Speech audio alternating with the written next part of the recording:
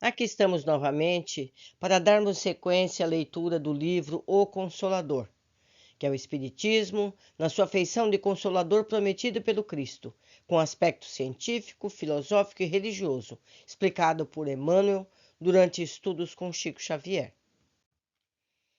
Iluminação, necessidade. Os itens serão propaganda doutrinária, elementos de iluminação, crença e iluminação, análise pela razão, toque da alma, trabalho da iluminação íntima e esforço dos desencarnados. Questão 218. A propaganda doutrinária para a multiplicação dos prosélitos é a necessidade imediata do Espiritismo? Resposta: de modo algum. A direção do Espiritismo, na sua feição do Evangelho redivivo, pertence ao Cristo e seus prepostos, antes de qualquer esforço humano, precário e perecível.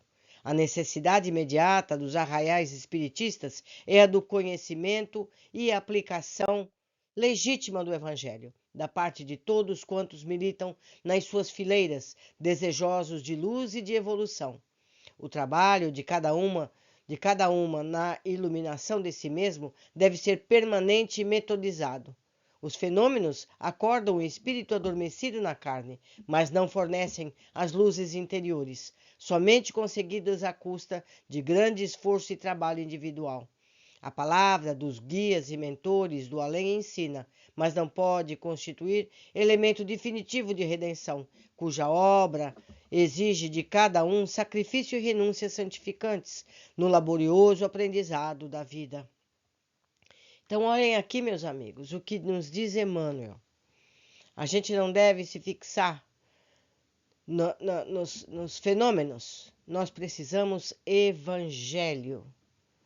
Os nossos centros espíritas trabalham o Evangelho? Ele é ali exemplificado no seu dia a dia? É estimulado o comportamento de nós todos? Pensemos nisso e vamos, cada um de nós, nos evangelizar. Questão 219.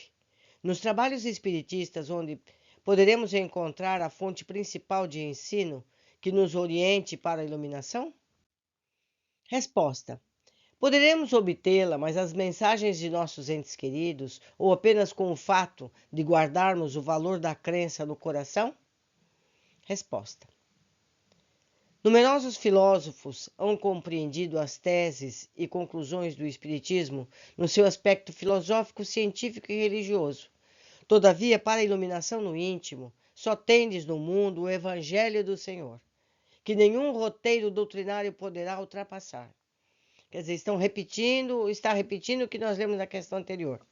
Aliás, o Espiritismo, em seus valores cristãos, não possui finalidade maior que a de restaurar a verdade evangélica para os corações desesperados e descrentes do mundo.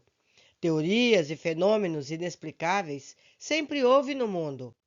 Os escritores, os cientistas doutrinários poderão movimentar seus conhecimentos na construção de novos enunciados para as filosofias terrestres, mas a obra definitiva do Espiritismo é da edificação da consciência profunda do Evangelho de Jesus Cristo. O plano invisível poderá trazer-vos as mensagens mais comovedoras e convincentes dos vossos bem-amados. Podereis guardar os mais elevados princípios de crença no vosso mundo impressivo. Todavia, esse é o esforço da realização do mecanismo doutrinário em ação, junto de vossa personalidade. Só o trabalho de autoevangelização, porém, é firme e imperecível. Só o esforço individual do Evangelho de Jesus pode iluminar, engrandecer e redimir o espírito, porquanto depois de vossa edificação, com o exemplo do Mestre, alcançareis aquela verdade que vos fará livres. Questão 220. Há alguma diferença entre crença e iluminação? Resposta de Emmanuel: todos os seres humanos da Terra, ainda os próprios materialistas, creem em alguma coisa. Todavia, são muito poucos os que se iluminam. O que crê apenas admite, mas o que se ilumina vibra e sente. O primeiro depende dos elementos externos, nos quais coloca o objeto de sua crença. O segundo é livre das influências exteriores, porque há bastante luz no seu próprio íntimo, de modo a vencer corajosamente nas provações a que foi conduzido no mundo. É por essa razão que os espiritistas sinceros devem compreender que não basta acreditar no fenômeno ou na veracidade da comunicação com o além, para que os seus sagrados deveres estejam totalmente cumpridos, pois a obrigação primordial é o esforço no amor ao trabalho, a serenidade das provas da vida, o sacrifício de si mesmo, de modo a entender plenamente a exemplificação de Jesus Cristo, buscando a sua luz divina para a execução de todos os trabalhos que lhe competem no mundo. Questão 221. A análise pela razão pode cooperar de modo definitivo no trabalho de nossa iluminação espiritual? Resposta: é certo que o ser humano não pode dispensar a razão para vencer na tarefa confiada ao seu esforço no círculo da vida. Contudo, faz-se mister considerar que a essa razão vem sendo trabalhada de muitos séculos no planeta pelos vícios de toda sorte. Temos plena confirmação desse acerto no ultrarracionalismo europeu, cuja avançada posição evolutiva, ainda agora, não tem vacilado entre a paz e a guerra, entre o direito e a força, entre a ordem e a agressão. Mas que em toda parte do orbe a razão humana ali se elevou às mais altas culminâncias de realização e, todavia, desequilibrada pela ausência do sentimento, ressuscita a selvageria e o crime, embora o Fausto da civilização. Reconhecemos, pois, que na atualidade do orbe, toda a iluminação do ser humano há de nascer, antes de tudo, do sentimento. O sábio, desesperado no mundo, deve volver-se para Deus como criança humilde, para cuidar dos legítimos valores do coração, porque apenas pela reeducação sentimental dos bastidores do esforço próprio se poderá esperar a desejada reforma das criaturas. Questão 222. Que significa o chamado toque da alma, ao qual tantas vezes se referem os espíritos amigos? Resposta: quando a sinceridade e a boa vontade se irmanam dentro de um coração, faz-se no santuário íntimo a luz espiritual para a sublime compreensão da verdade.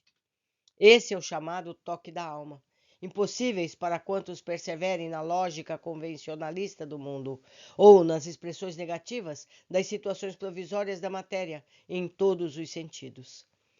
Questão 223.